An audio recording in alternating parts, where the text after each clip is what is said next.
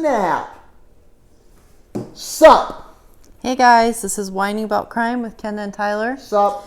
So, I didn't write the disclaimer again. So basically, some of the stuff I say might not be true. This is our own opinion, and this is not reflective on anyone else in this whole debacle that happened. So first off, we're gonna get to the good part. We're gonna do a flip-flop wine. It's a Pinot Grigio. So that's what we're gonna do. Yeah. 2 for, I think it was $8. So 2 for $8 at Fry's right now. Like I said, we're gonna keep it under that $5 range. So there we go. Flip, flip, boom. Okay.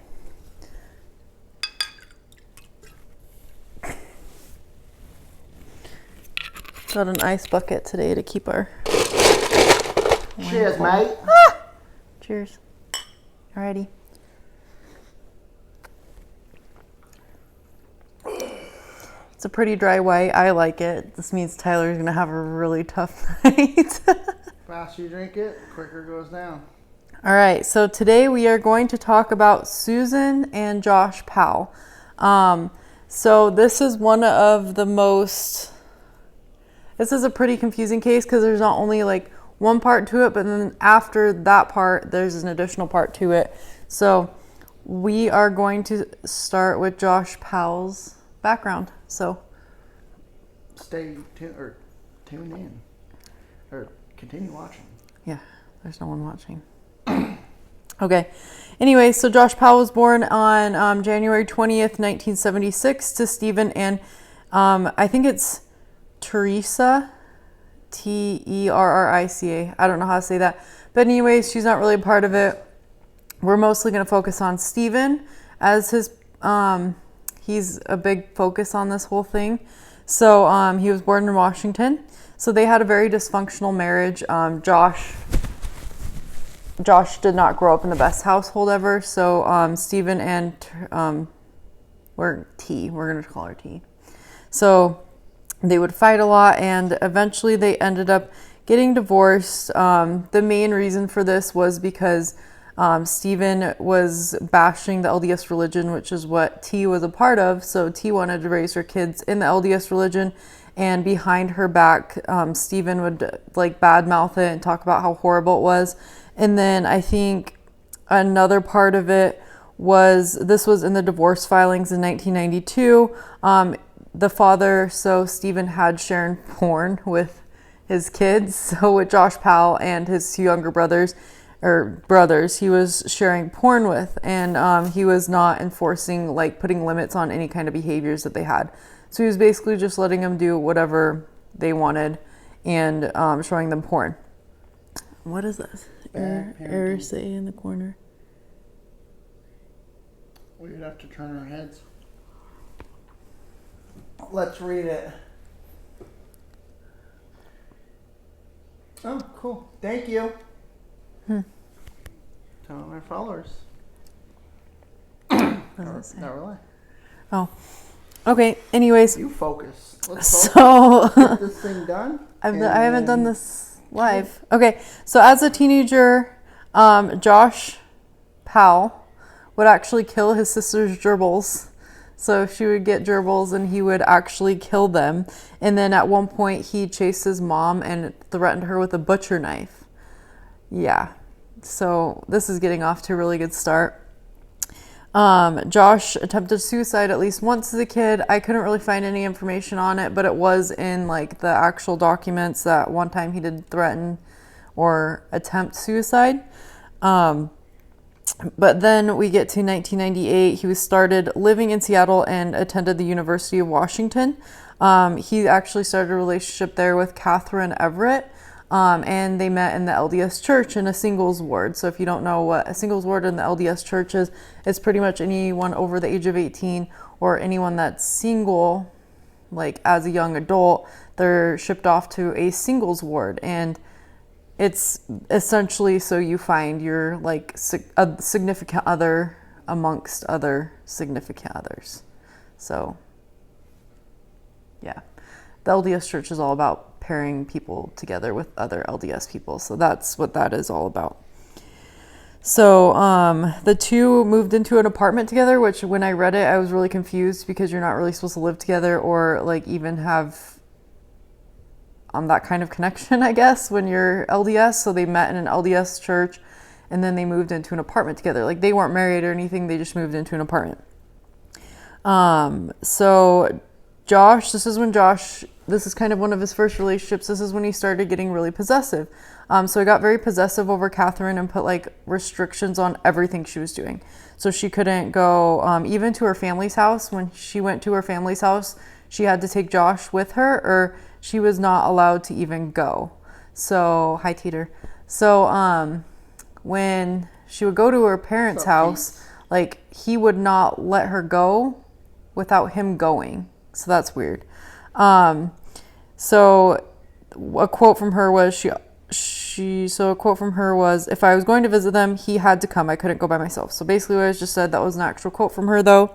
And then when Catherine went on a trip to visit a friend in Utah, this friend kind of convinced her to like end the relationship. So not only did she convince her to end it, she convinced her to do it then.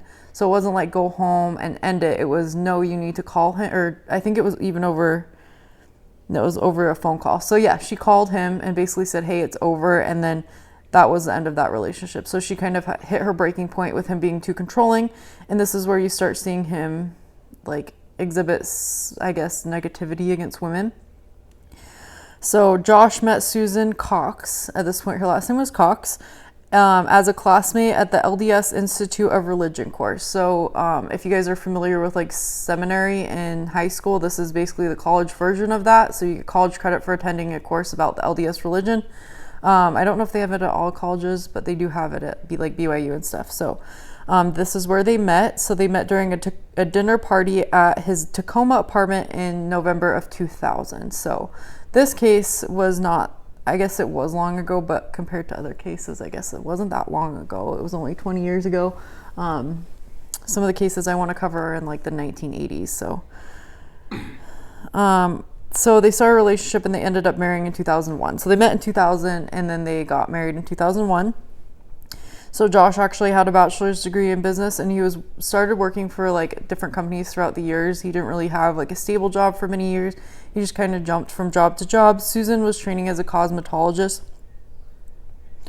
But she did take a job with Wells Fargo as a kind of a bank teller, I think.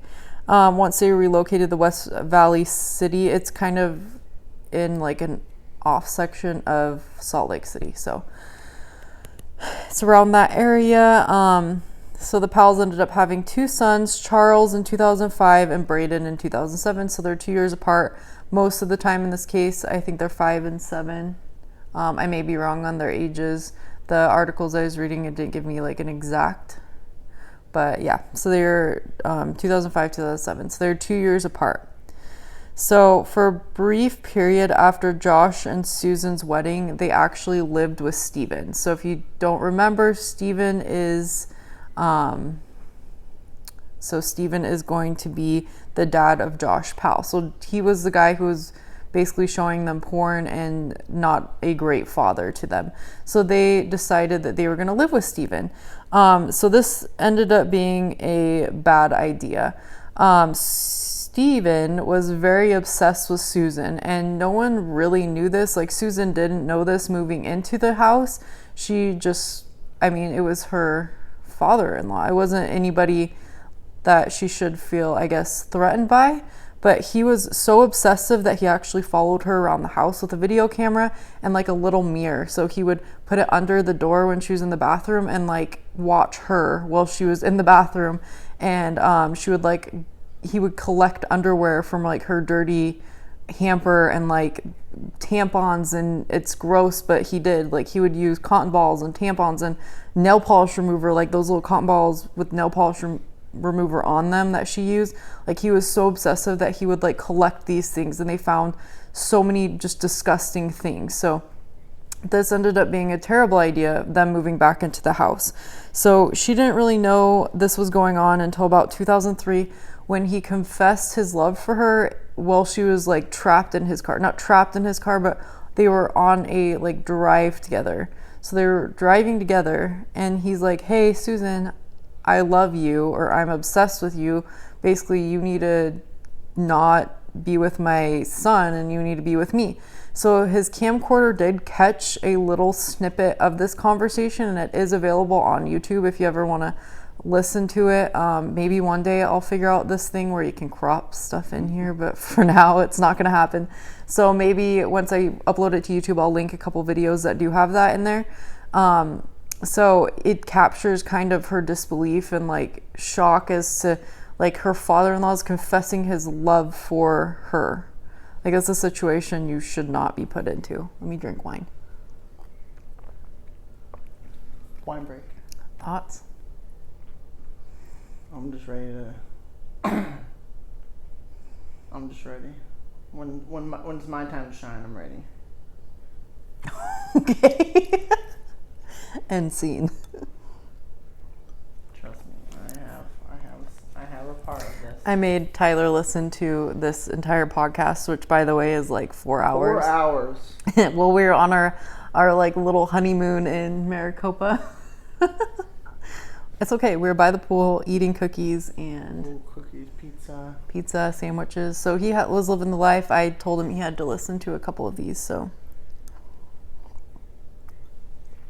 he had 4 to be hours. He had to be mentally prepared. I'm mental. All right. Mental and prepared. So, so the Powells, so Josh and Susan move out of the house pretty shortly after this. It was a number of things, but it looks like it was because of Stephen. Like they couldn't be around Stephen. She couldn't be around Stephen. So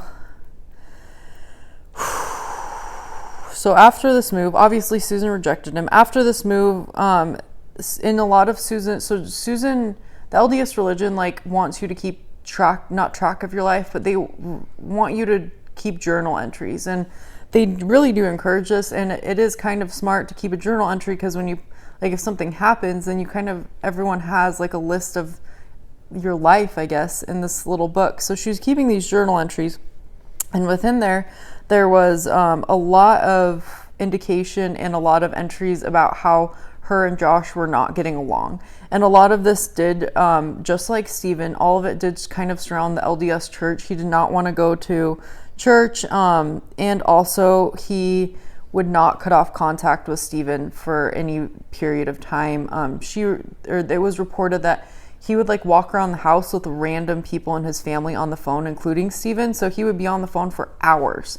And like sometimes he'd just leave a phone somewhere and he'd go off and do something, and some random family member would still be on the phone.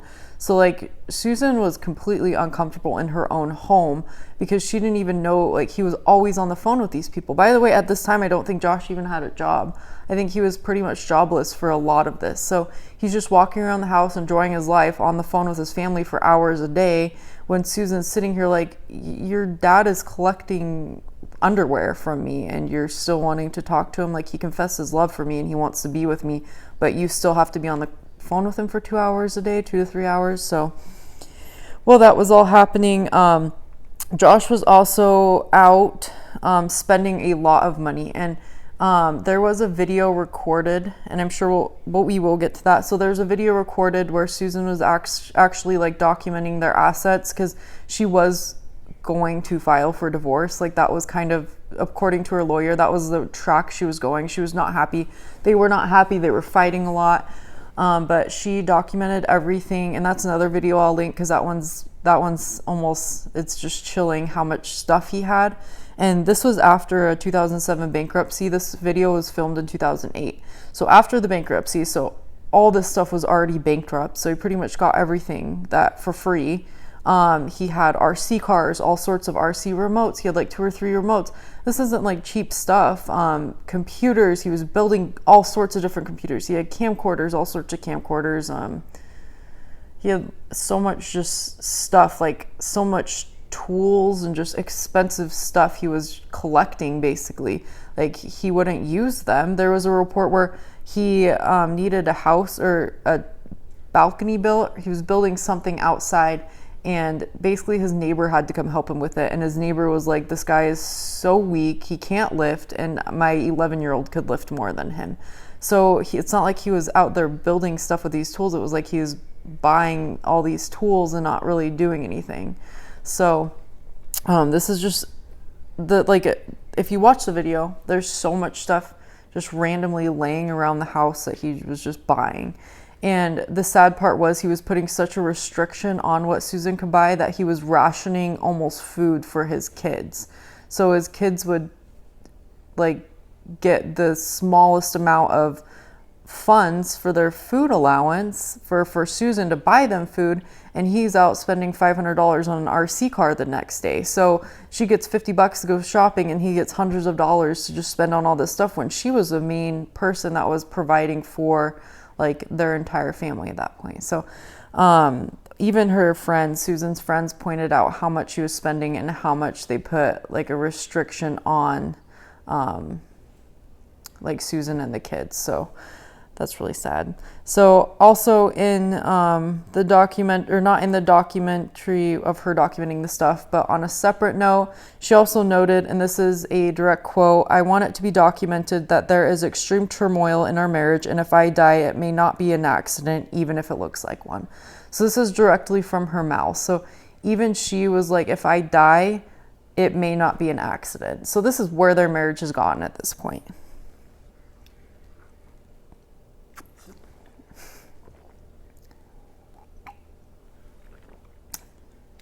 If you sip it faster, it's sweeter.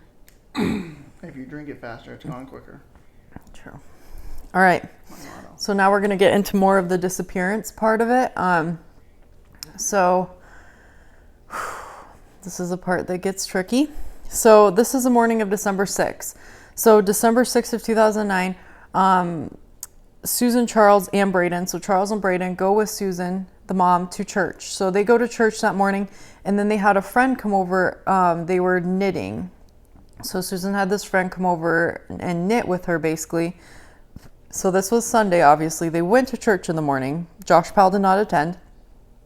And then by 5 p.m., Josh is basically like, you need to get out of my house. Doesn't say that, isn't rude, but he is like forcing her out the door. Like, you need to get out of my house. I want to take my son sledding.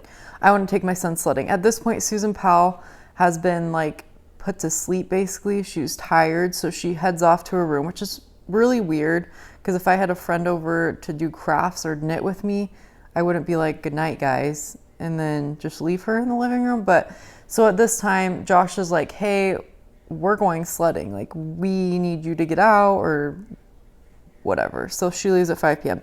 Last person that ever sees Susan ever after that, besides Josh Powell and her sons. So, and it was reported that Josh was like being all loving, which Josh isn't a loving person. This whole time, like, Josh is not a loving dude. He doesn't do things around the house, but to this day, he was making her dinner. He made breakfast for dinner for the whole family.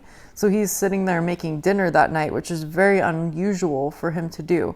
So then Susan all of a sudden just doesn't feel well and has to go to bed. So that's suspicious in itself. And then, so that was December 6th, 2009. So the neighbor actually reported seeing Josh load the kids into... Oh, you need more wine? Whining about crime. With real wine. Oh, you got a comment, my beautiful wife. Which one are you talking about?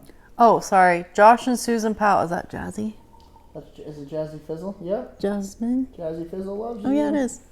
What's up? What's up, Jazz? Great genre. Give me more wine. Kick it, kick it, kick it, kick it, kick it, kick it. It's a lot of wine. Okay, then. First bottle down. We're here to enjoy crime. So, Susan Powell, I guess I should have said that once I saw people join. So this is Susan and Josh Powell. So right now we're at the disappearance part of it. So basically we're on December 6th, which is the day that the the last person besides Josh and this kid saw her. So the entire family was reported missing on December 7th. So they were fairly close to Susan and Josh. So if like Josh didn't answer, Susan didn't answer, we knew it was kind of like something was happening. So after they couldn't get a hold of him, they decided to go over. Josh's mom and Josh's sister go over to the house, and they're like, no one's like, we can't get them to come to the door. So apparently the night before or the week before, they actually had just bought a new furnace or some kind of heater, and they were trying to get it together, and they didn't really know if they were doing it right. And a lot of you probably know, like if you put together a heater or something to that effect, if you put it together wrong, it could kill you. It could cause carbon monoxide poisoning, and it could just run throughout the night, and just you won't really notice what's happening until it's too late. Basically, it just replaces your oxygen levels with carbon monoxide, and it kills you. So this is what the family's like, oh crap, this is what's happening. Like they're all maybe dead inside. We need something to happen. So they call the police, express their concerns. The police get over there, bust open the door, they get inside, and they're like, nobody's inside. However, what was inside was 2 fans facing a couch and a carpet that had recently been cleaned. So it was wet, and 2 fans were on, facing it, trying to dry it out. So now they're like, okay, well, the family car is missing. They had 1 car. So none of them, they're not answering their phones. Josh Powell wasn't answering the phone. So they're like, okay, well, what's going on? So during this time, one of Susan's friends actually had her son call. And so no one was able to get a hold of her or him until the son called, and Josh answered. And Josh was like, thought it was just someone else. He didn't know who it was. So he answered the phone. So this is the first time that they're able to get in contact, and they're like, what is going on? Where are you? We're all trying to find you. And he's like, oh, well, and then kind of just excuses. I'll be there soon. So finally, Josh shows up. And by the way, Susan did not show up to her job. So 5 p.m. on December 6th is the last time anyone saw her besides her family. So December 7th doesn't show up to work. Oh, we're still live.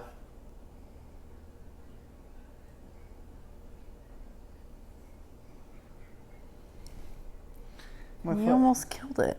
Okay. Okay. Hit it. So, hi Celeste, we're talking about Susan Powell right now. Celeste? Yeah, I can see her picture from here. That was what that was a girl's name in my podcast earlier, Celeste. Celeste? Mm-hmm. Pretty name.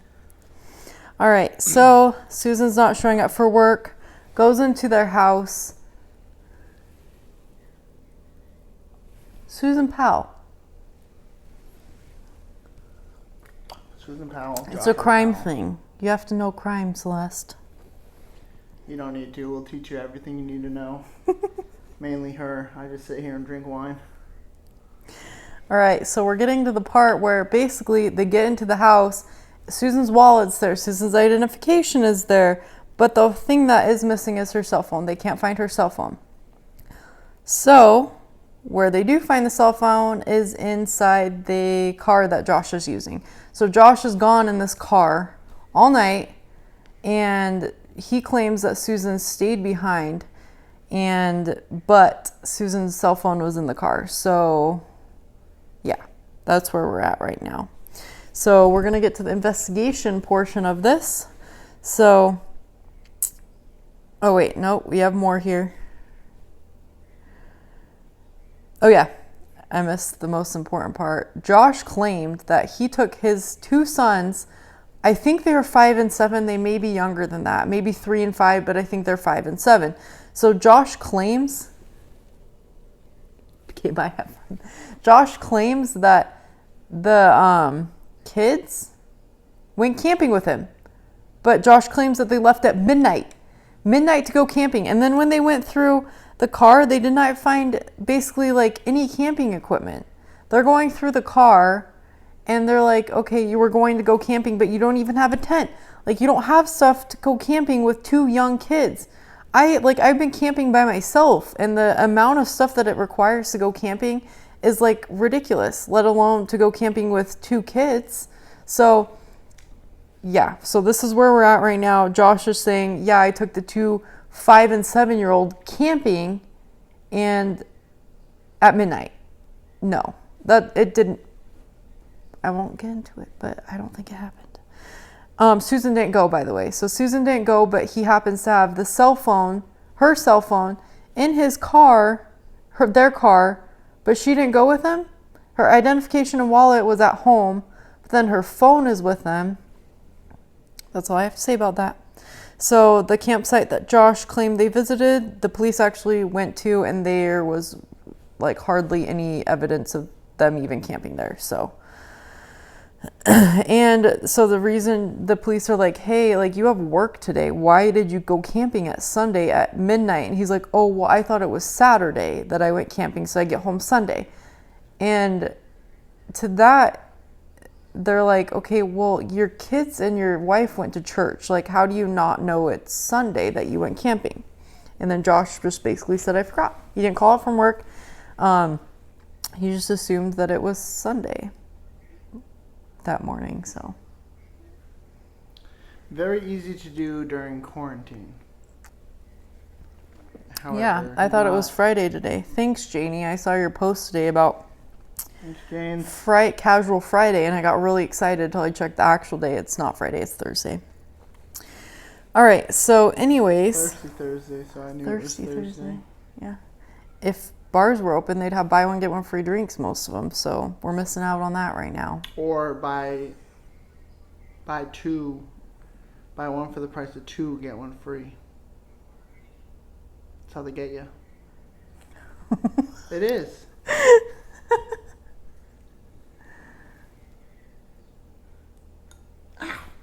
That was funny. No, it wasn't. Deserved. All right, guys. So now we're getting into the investigation. So upon searching, the investigators found traces of Susan's blood on the floor. So the reason they didn't really dig much into this is because, like, if you were to find some random drop of blood in this house, there's one of 3 people it could potentially be. And I know I've had bloody noses and stuff. Duke's hit his knee and probably bled on the floor. So that's why they didn't dig into it, because it wasn't like a bunch of blood. It was like traces of blood. So when it's traces of blood, you can't really dig into it. It's just traces. There's traces of blood throughout anybody's house of anybody that's lived there. So they did find the traces of blood. But what is even more suspicious is Josh Powell pulled out a $1.5 million life insurance policy against Susan. Like $1.5 million. They had claimed bankruptcy, and he was filing for a $1.5 million life insurance policy. Like, that's a lot of money to have for life insurance, especially if you're not, like, wealthier people have that a lot more than that and that, but like if you're kind of lower middle class and have claimed bankruptcy, like, you don't have a $1.5 million life insurance policy against you. You don't. I think I looked up, the average was like $300,000 to $400,000. So 1.5 is a lot of money. They had also found the handwritten letter from Susan expressing the fear for her life. So she was fearful for her life. I mean, Josh had killed gerbils. Like, Josh was crazy. He was not a sane man. So she was expressing for unknown reasons of her own. So no one knows at this point, when she wrote these letters, like, what was mentally going on in her head, what she had been through. No one will ever know the extent of what Josh Powell had put her through. She had written letters fearing for her own life. So in 2012, the police released documents showing that Josh took actions that were alarming. So what Josh did is he liquidated her retirement accounts. So at this point, she's not dead. No one knows she's dead. No one knows if she's dead. No one even knows now if she's dead. So at this point, he's liquidating retirement money. It would take me years to do that if you died. Sorry. If anyone in my family died and I was able to liquidate retirement funds, like, it would take years for me to accept the fact, especially at this point where allegedly Josh didn't know what happened to her and he's liquidating her retirement funds. Like, it would take a long time for me to do that. So not only that, he canceled all the reoccurring appointments with her chiropractor. Like, even that is like, any day I would be like, okay, well, he's coming home today, but he's canceling all of her like chiropractic appointments. And then also he withdrew his sons from daycare.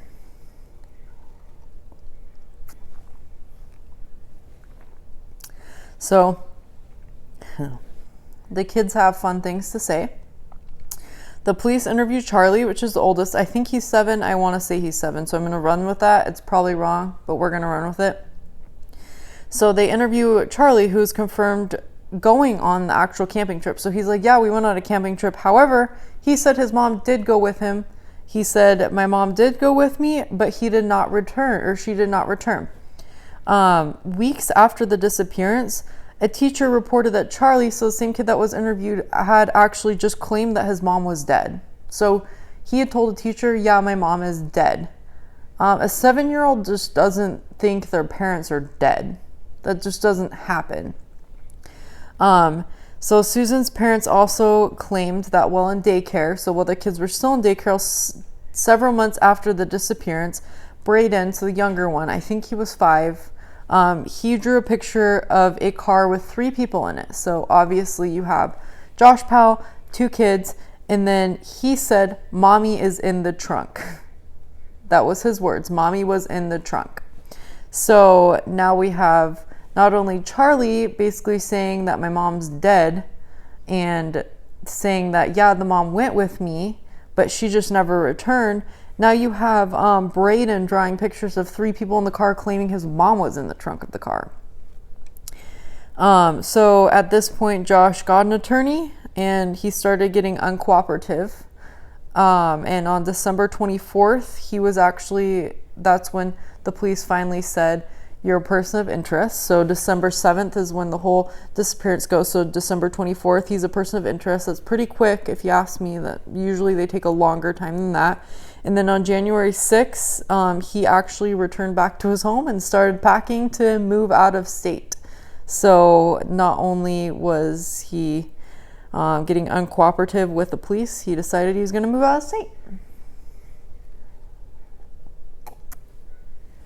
Guy sucks. You have any additions? No, I'm still waiting for my part. I know his part. It's going to be bad. Good, but bad. All right, so this is the in-between. On this part, I kind of put a lot of information in here. I had to make the text smaller. So, on September 22nd, Stephen was arrested on charge of child pornography after the police found evidence that he had secretly videotaped numerous women and younger girls, including Susan. John Long, Assistant Attorney General for Washington State, said that Joshua was a subject in a child pornography investigation. A friend of Stephen claimed that he was preoccupied with pornography and was hung up on Susan sexually. So this is how he was preoccupying himself. Chuck Cox filed for custody of Susan's children the day after Stephen was arrested. A Washington court eventually granted Cox temporary custody of the boys, which in my opinion is like, hallelujah, like he's away from the Powell family. Like Stephen Powell and his mom, they don't need to have anything to do with it. Susan Cox had really good parents, so they were at this point given the 2 children. Washington court eventually granted Cox temporary custody, ruling that Josh would have to move out of Stephen's home if he wanted to regain custody. So at this point, Josh was living with Stephen, and Stephen was going through all this crap, like pornography, all this stuff. And so the court is like, if you ever want to regain custody of your kids, like you need to get the F out of this house. Like you cannot live with this man who's basically being like in this pornography and child pornography ring. Like you can't be with this guy if you ever want custody of your kids. So Joshua decided he was going to rent a house in South Hill, Washington, probably with that 1.5 mil. Just kidding. I don't know. But authorities later alleged that he had never actually moved into that house, merely making it appear as if he had satisfied the court's instructions while continuing to reside in Stephen's house. So, like, Stephen was so poisonous that at this point Josh had rented another house and still lived with Stephen just to make it appear that way. So Stephen had his like little, what are those called? Claws? No, talons. So Stephen had his like talons in Josh, and he was like, "You are not leaving me," but whatever. So in late September, do you want to go get the other thing? More wine. More wine. Should I wait or? More wine. Keep going. I saw your butt crack. Hey. All right. So in late September of 2011, this is kind of all boring stuff, but I want to add it because to me it's kind of like it reflects and shows a lot of the stuff that were going on. So in late September 2011, Joshua's sister Jennifer stated that she believed Josh was responsible for his wife Susan's disappearance. So this is Josh's own sister Jennifer is saying, my brother, I think, is responsible for this disappearance. His older sister Alina, who had also been suspicious of him as well, however, she later withdrew her suspicion and felt that Joshua had been unduly harassed by the investigation. There was a lot of media surrounding this investigation, and there was a lot of hate towards Josh Powell, but there is so much like Mamba. Sorry, he's messing with the cords. Come on. Okay. So there's like so much going on right now that like he wasn't necessarily being harassed by media. That's kind of their job. Like their job is to get the inside story on them. So anyways, both sisters basically thought he was guilty of this, but Alina had withdrawn that, saying he was being harassed. So West Valley City had spent more than $500,000 on this case. So they are spending money on this case. Like, that just frustrates me that this is probably where all our tax dollars are going, but whatever. So they had spent $500,000 on this case at this point. On September 28th, Mayor Mike Winder indicated that he felt the case was worth expense, stating, quote, "We feel that we are getting to that tipping point where we have more hot evidence than we have had in the past years," end quote. And that the case was moving forward. So they think the case is moving forward. And at this point, this is just the case on missing Susan Powell. So this is like, they have not at this point found evidence like where her body is. We do not know where her body is at this point. Sorry.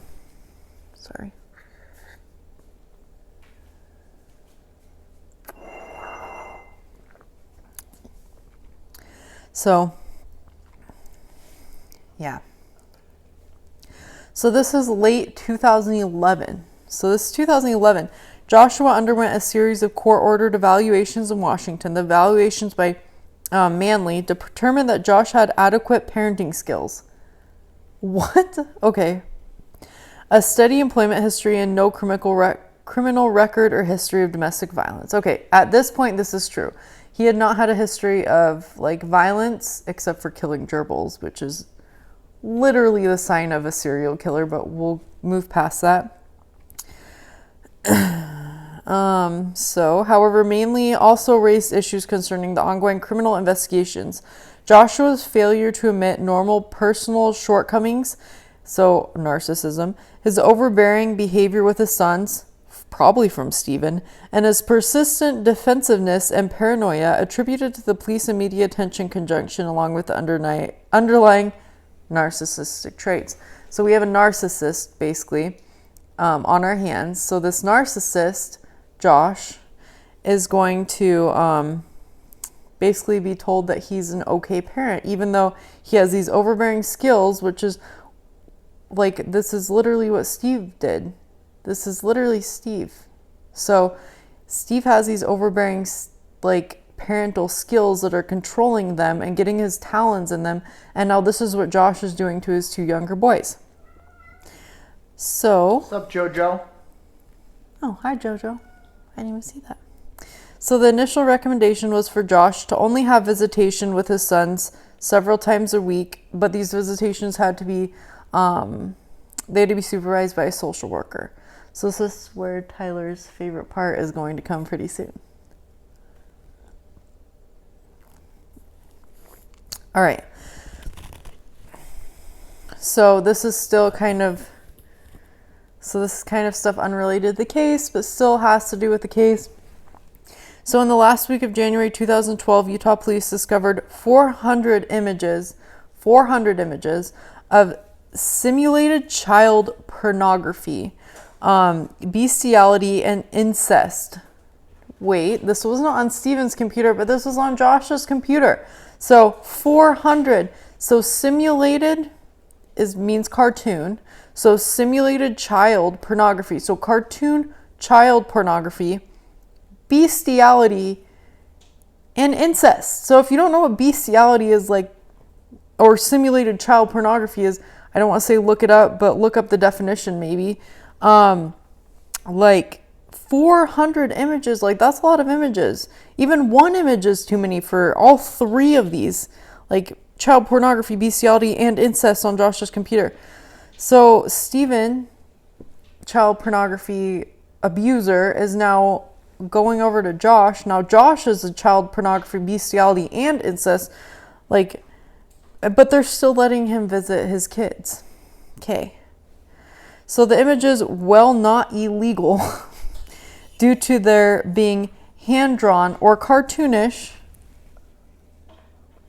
Good luck. So they were hand-drawn or cartoonish, so they're not legal. Grab some water. Be right back. All right. So they're not illegal, but like, could you imagine seeing that on like anyone's computer, like hand-drawn images of child pornography, bestiality, and incest? Like, that's disgusting. So, they were cause for, per the court's opinion, great concern. I think we're beyond great concern at this point. So he denied having possession of any such material. Like, Josh, they found 400 images. Like, don't deny it. It's not illegal. That's good, I guess. Yeah. Okay. So they did have a little bit of a schedule change. I'll give them that, but like some red flags just can't be ignored, but this one was. Meanwhile, Michael established Google Sites page which claimed that Susan's parents were abusing and neglecting the boys. In conclusion, with child welfare authorities,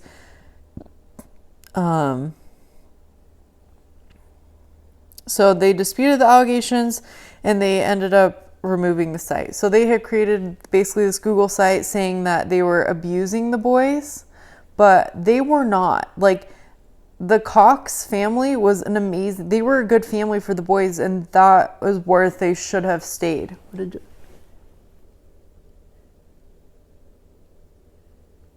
Oh my gosh.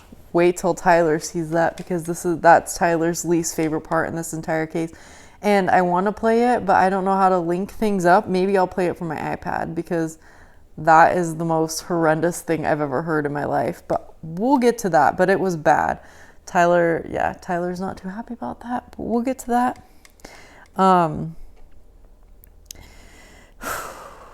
Yeah, that part makes me mad. Okay, so Josh was recommended to receive a more thorough psychosexual evaluation and polygraph test.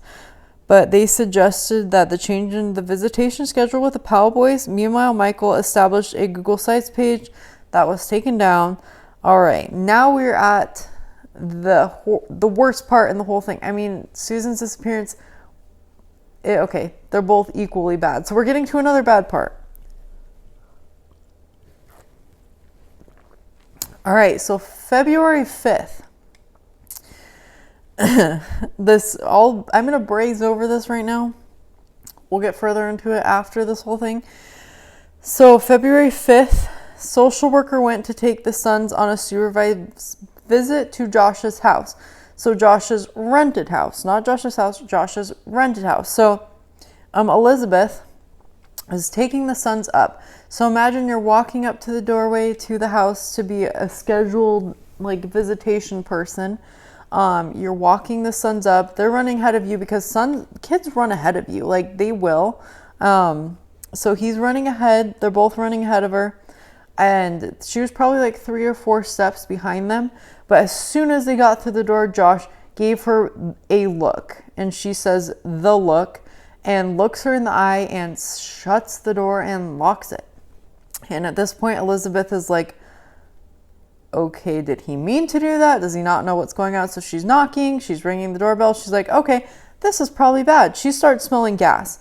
So she starts hearing a scream, like she heard a scream through the door. So she backs off and she calls 911 and she's reporting what happens. So I'll try to figure out how to play this 911 call. If I can't, I'll actually just link it to the YouTube video. But this 911 call is horrendous. Like it's the worst thing. She's basically saying, she keeps describing what's happening over and over and over again. And this 911 person's a complete idiot. I don't know if he had a bad day. Maybe he ate a sandwich and it wasn't what he was expecting. I don't know what happened to him that day, but it was like, it was horrible. Read JoJo's comment. JoJo, what's up? No, read her comment. Oh yeah. As long as Duke's not watching. Oh. Second chip tooth of the night. So basically, Elizabeth is like, hey, I'm at Josh Powell's house. And he's like, whose house are you at? You're at whose house? You're the person doing the visitation? Oh, so you're visiting the kids and supervising the visitation. So who's supervising the visitation? And she's like, I mean, I deal with this daily with my agents. It's like, listen carefully. I am no. But like at this point she's panicked and I would be too. I'd be like, yo, the house smells like gasoline. There was a scream, like something's going on in this house. And the investigator is like, or the dispatcher is like, oh, okay, well, who are you? What's your name again? Can you get the exact address? They can pinpoint calls at this point in time. I know they can. I know they can pinpoint you on the thing. It takes a little bit extra work, but at this point in time, they can. They can track you. So she's like, okay, let me find the exact address. And I'm just picturing this poor woman like shaking, like, oh my God, flipping through like freaking files in her computer, or her whatever she has, maybe a tablet, maybe not. Maybe she's trying to find papers in her car, trying to find this exact specific address of this. And so she's like explaining what happens. And finally she's like, are you still there? And he's like, yeah, I'm just waiting for the location. Like, D-bags, just listen to this lady. The house smells like gasoline and there's a killer inside. Well, not an alleged killer inside the house. Like, listen, please. Okay, but anyways, so that's happening. She's on the phone. She hangs up the phone after that. And after she's told, we have to respond to emergencies first. She's like, I believe this is an emergency. Like, this is an emergency. And he's basically like, well, we'll get someone sent out when we can. Like, okay. So moments after that, I don't know exactly how long, she calls in and she's like, the house is on flames at this point. And she's like, the first thing the dispatcher says is, are you calling about this house on blah, blah, blah, blah, blah. And then the dispatcher's like, well, do you have the exact address? She gives her the exact address and she's like, I was on the phone before. Oh, you were on the phone before? Like, ooh, it was so frustrating. And so I was listening to podcasts and the lady like took light on it and was like, oh, well, he's training other dispatchers. Why? Why is he training other dispatchers? Like, he's noticed what he's doing wrong. Like, if I mess up in my job that much, like, I'm not training other people. I'm fired that day. Like, what? It just blows my mind. I'll try to find it after this whole thing. So anyways, the house is on fire at this point. We're going to step over that part right now and get to the point that the whole house is on fire. Like, then the police finally show up. Finally. They should have shown up before that.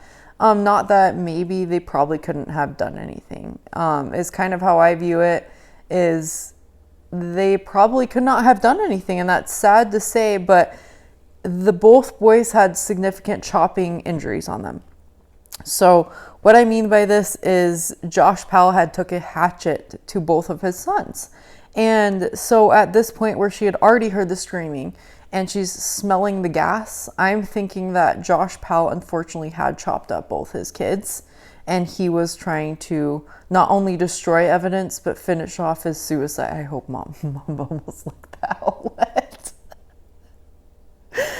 Okay, but so at this point, I'm hoping that for his sake, because it would be hard enough for me to live at night if that was my dispatch call as a dispatcher. But unfortunately, like both the kids, they were hacked with a hatchet before. And it's sad.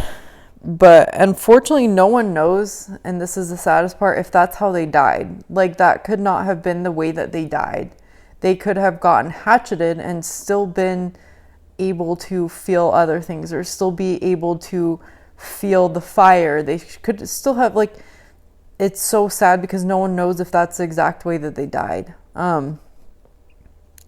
So they had significant chop injuries to the head, neck, and the hatchet was recovered. Mamba making an appearance later than expected. So no one knows, so the hatchet was found near Josh's body. So we know, I mean, we don't 100% know. I mean, we pretty much 100% know. Anyways, but before this incident, Josh had donated the boys' toys and books. So like this was not a second-degree murder. This was a first-degree, full-fledged, I know what I'm going to do today. I'm going to kill my kids and light the house on fire. So, honestly, like at this point with stuff like this, I feel like why not just put a gun to your own head if you're going to kill yourself? Like, why do you have to get your kids involved? Like, why can't the Coxes just keep the kids? I'm sure they would have been happy just to raise these two kids and at least have some like remembrance of their daughter, but too much for Josh to do that. Side note, if anyone knows who this dispatcher is, my handle for Instagram is @tmilk20. Please send all of the information about him so I can talk to him. Though, he should be locked up for life, honestly, just for his poor judgment, and I don't care if you're having a bad day, you are part of the reason why 2 little boys have died. So. Well, that's the thing that blows my mind is it's like you're allowed to have a bad day, but if you're having a bad day in a crucial role in our society, and like when I mean crucial, I even mean like nurses, doctors, surgeons, dispatchers. What'd she say? That poor social worker. Oh yeah, it's horrible. Oh, yeah. And so like if you're having a bad day, like even like anybody, teachers, freaking, I can have a bad day and get away with it, but like there's people in our society. I don't have bad days. Happy as a lamb. Just decline. You're not allowed to do business with me today. But like people as like a dispatcher or even like a cop, like if you have a bad day, take a day off of work. Like do not show up to work and have a bad day and potentially put all these people's life at risk. You listen to his like the way he's talking and it's literally like pissed off. And it's like, what did this poor lady do to you to make you so pissed off? Because she didn't do anything. Plus, she's a social worker. She's not a random person calling and saying, hey, this is my job, now do your job. Yeah. And he was just pathetically all right. horrible. At this point, I'm going to try to find the recording. To be continued. But we're still live. We're still loving life. Elizabeth Warren. But yeah, if you know his information, I'd love it. And I hope he's behind bars, which I doubt he is. But I think the odds of me getting his information is probably in the negatives. But hey, if you try hard enough, you'll find some stuff. Oh, you'll find it. His name's online. But I'm sure he feels bad about everything, but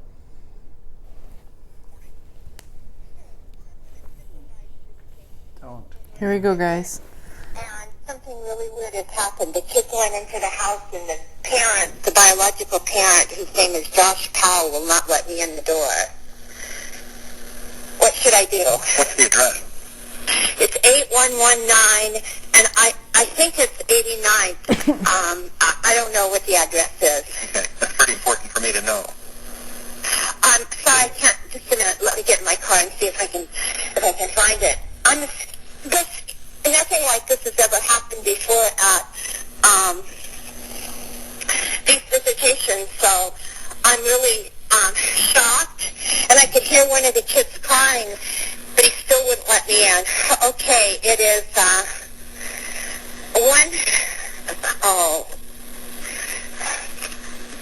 just a minute. I have it here.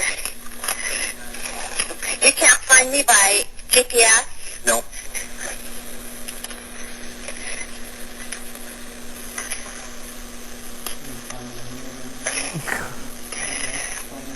Okay, it is, I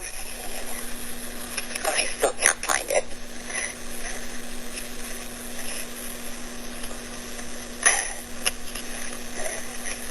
But I think I need help right away. He's on a very short lease with DSHS, and CPS has been involved.